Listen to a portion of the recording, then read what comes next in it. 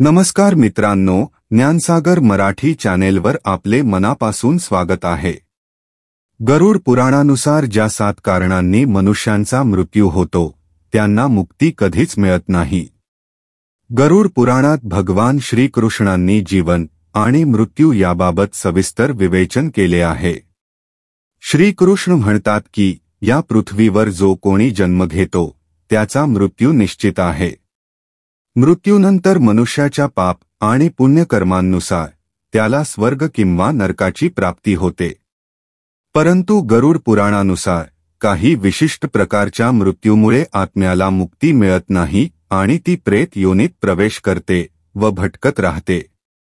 अशा व्यक्तींच्या श्राद्ध कर्मानेही त्यांना मोक्ष प्राप्त होत नाही।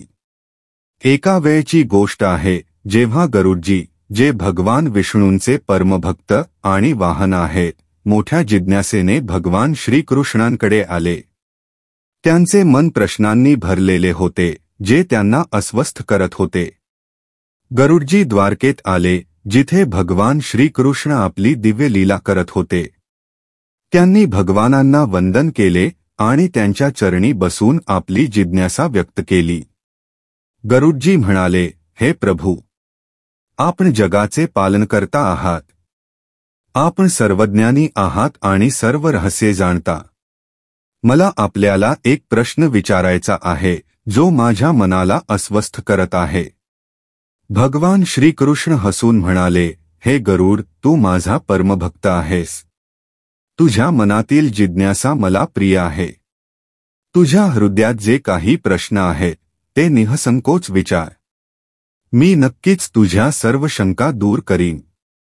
गरुड यांनी डोके झुकवत म्हटले, हे प्रभू, जेव्हा मनुष्याचे जीवन समाप्त होते तेव्हा त्याला त्याच्या कर्मांनुसार स्वर्ग किंवा नरक मिळतो।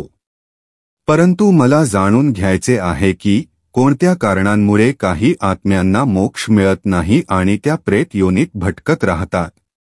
असे कोणते पाप किंवा घटना आहेत ज्या मनुष्याला या दुर्दशेकडे नेतात? आणि असे कोणते उपाय आहेत ज्यामुळे त्यांच्या आत्म्याला मोक्ष मिळू शकतो? श्रीकृष्ण म्हणाले, हे गरुड, तुझा प्रश्न अत्यंत महत्त्वाचा आहे। पृथ्वीवरील प्रत्येक प्राण्यासाठी मृत्यू अपरिहार्य आहे।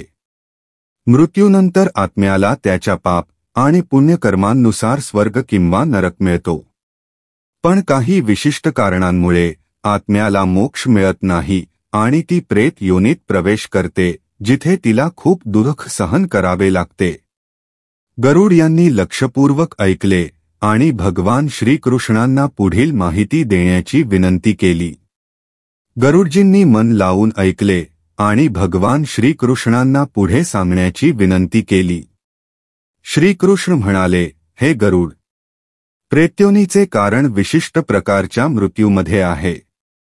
मी तुम्हाला याबद्दल सविस्तर सांगतो। 1. भुकेने मृत्यू। श्रीकृष्ण म्हणतात की जर एखाद्या व्यक्तीचा मृत्यू भुकेमुळे होतो तर त्याला मोक्ष मिळत नाही। अशी व्यक्ती अतृप्त अवस्थेत शरीर सोडते आणि तिची आत्मा मृत्यूनंतरही शांत होत नाही। उदाहरणार्थ, जर कोणी अत्यंत गरीब व्यक्ती भुकेमुळे मरते तर तिची आत्मा भटकत राहते। 2. हिंस्र प्राण्यांमुळे मृत्यू। जर एखाद्या व्यक्तीचा मृत्यू सिंह, वाघ अशा हिंस्र प्राण्यांमुळे होतो तर त्यालाही मोक्ष मिळत नाही। अशा व्यक्तीचा देह छिन्नविछिन्न होतो आणि आत्मा या दुर्दशेतून मुक्त होऊ शकत नाही। 3. आत्महत्या। जो व्यक्ती फाशी घेऊन, विष पिऊन किंवा अन्य प्रकारे आत्महत्या करतो त्यालाही मोक्ष मिळत नाही। आत्महत्या करणाऱ्या व्यक्तीचे जीवन अत्यंत दुःखदायक असते आणि त्याची आत्मा या दुःखातून मुक्त होत नाही। 4. शरीराची अति दुर्बलता।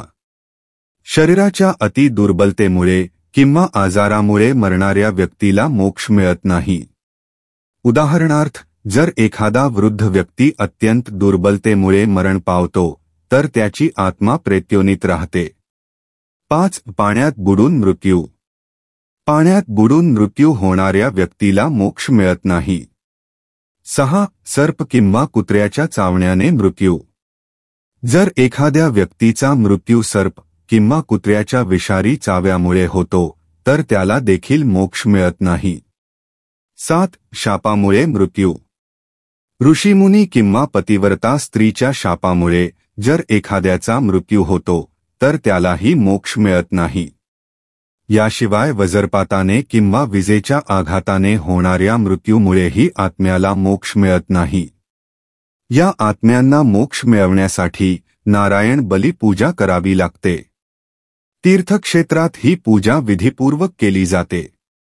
भगवान विष्णूंचे स्मरण करत अनादिनिधन अक्षय पुंडरीकाक्ष प्रेत मोक्ष प्रदान भव या मंत्राचा जप करावा.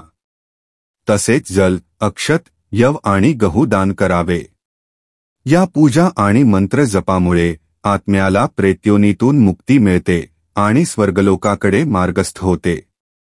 गरुड पुराणानुसार या उपायांद्वारे प्रेत्योनीत अडकलेल्या आत्म्यांना शांती आणि मोक्ष दिला जाऊ शकतो. तर मित्रांनो, आजसाठी एवढेच. आम्हाला आशा आहे की आजची माहिती तुम्हाला नक्कीच आवडली असेल. तेव्हा व्हिडिओला लाईक करा, शेअर करा आणि ज्ञानसागर मराठी चॅनेलला सबस्क्राईब करायला विसरू नका. धन्यवाद. जय श्री कृष्ण.